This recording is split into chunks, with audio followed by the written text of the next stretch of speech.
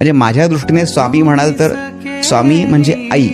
घरात आई कशी असते की लहान बाळ असतं घरामध्ये आणि समोर समजा विस्तू आहे, तर आई म्हणते जाऊ नको तिकडे, जाऊ नकोस, तुला चटका बसेल.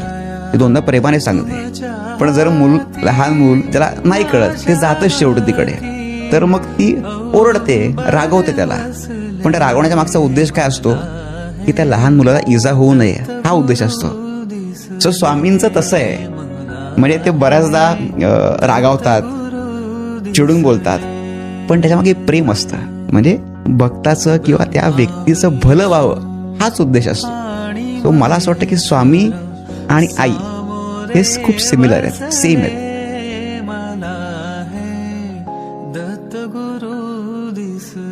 स्वामी भक्तांनो, स्वामींकडे जाऊन काय मागायचं? स्वामींकडे जाऊन बंगला मागायचाय, स्वामींकडे जाऊन घर मागायचंय, स्वामींकडे जाऊन आपलं ऐहिक सुख मागायचंय, स्वामींकडे गाडी, मोबाईल, वस्तू मागायच्यात? नाही नाही नाही. स्वामींकडे जर मागायचंय तर परब्रह्माला अर्थात त्या स्वामी नावालाच मागा. स्वामींकडे जाताय तर स्वामींना सांगा, महाराज तुम्ही माझे व्हा. तुम्ही जर माझ्या मागे फारलात, तुम्ही जर माझे झालात, तर मला या जगात कशाची गरज लागणार नाही. तेव्हा महाराज आपले होतात. तेव्हा ऐहिक गोष्टींची रांग, ऐहिक गोष्टींची, लौकिक गोष्टींची राशी आपल्या समोर पडायला लागते. लक्षात घ्या, तो त्रिभुवनाचा पालक आहे. समस्त त्रिभुवनाची सत्ता त्याच्या हातामध्ये आहे. त्याला एकदा शरण गेलं की तो आपलं कल्याण करेल म्हणजे करेल. श्री स्वामी समर्थ.